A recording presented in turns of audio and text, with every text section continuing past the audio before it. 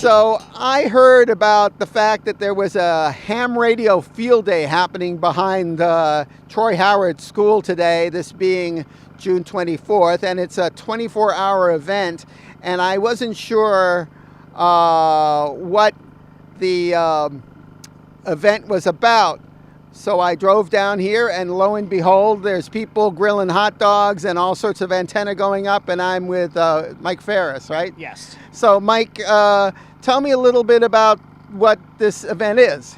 Well, Field Day is basically one of the largest events where ham radio operators from around the whole world get together and set up emergency operations. You set up antennas in trees or portable towers. Basically, it's to simulate a quick deployment of communications, and the goal throughout Field Day is to make as many contacts as you can around the country, around the world, with general ham radio operators or other ham radio operators participating in Field Day. So to take a step back, what is ham radio? And in the world of the internet and cell phones, is it still important? Well, ham radio started, long time ago, turn of the century, that if all other forms fail, they were supposed to be able to communicate. They started doing it then during the World Wars and stuff, after World War I, after World War II. It was supposed to be the last means of communication. So if everything went down, the people were smart enough to be able to take, and clever enough to be able to take random items and build some sort of means of communication. In today's world, yes, the internet, cell phones have all kind of taken a front burner, I guess you would say, to it. But if something was to happen to the electrical grid, to the communication grid, we would still be able to communicate by throwing a piece of wire in a tree and connecting a radio to a battery, and literally can communicate around the whole world with no other forms of grid needed.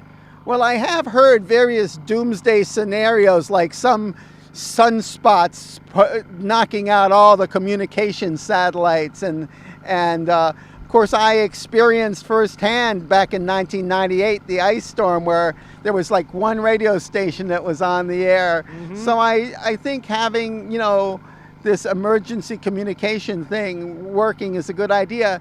Tell me what is going on in Waldo County.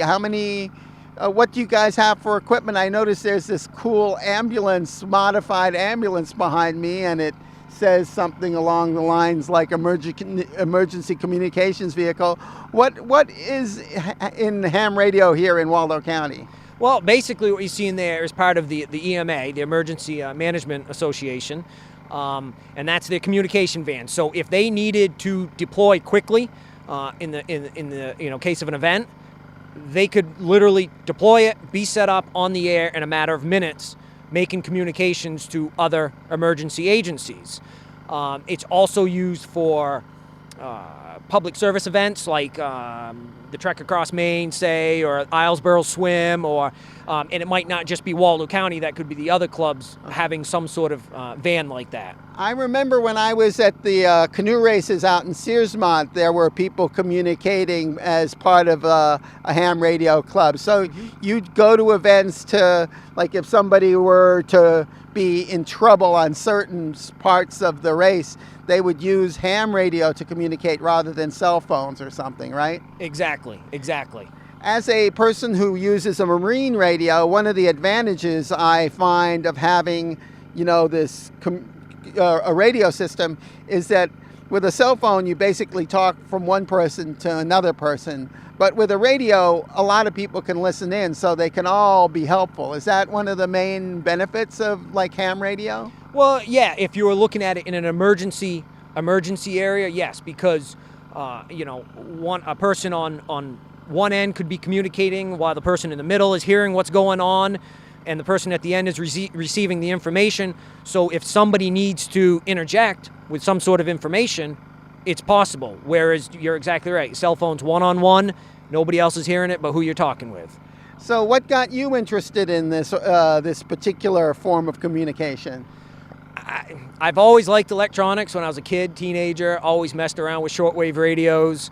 I think I was around 20 when I got my license, and it just always intrigued me, the fact that you can literally, if anybody's looked inside a radio, I mean, it literally is nothing more than a handful of parts. I mean, that's all it is. And they assemble those all in a certain order, and it works. And you take a piece of wire and you put it in a tree, and before you know it, you're talking to somebody in Russia or Japan or Australia.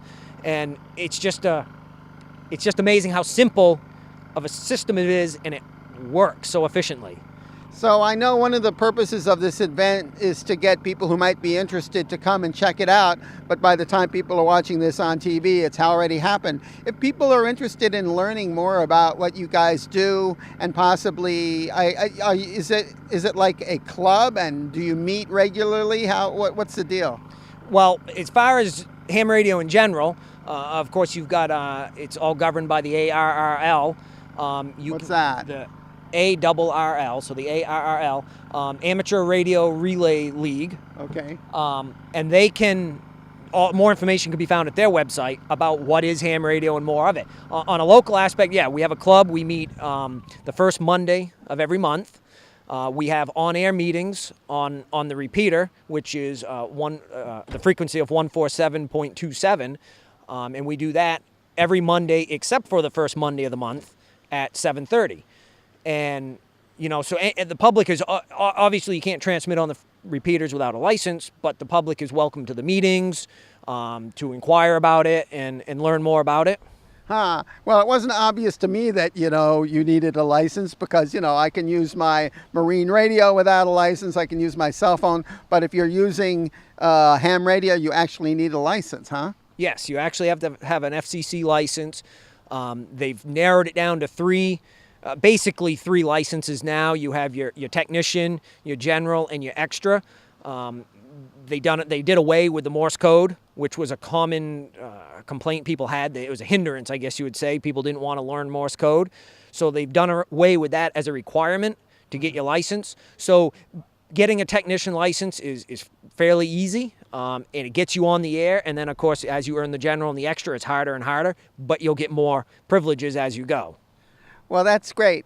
Well, it's really fun to be in an event where people are all really excited about technology. I'm, excited about my little level of technology with the TV, but it's great to see other forms here in Waldo County. So thanks a lot for talking with me. All right. Thank you very much for being here.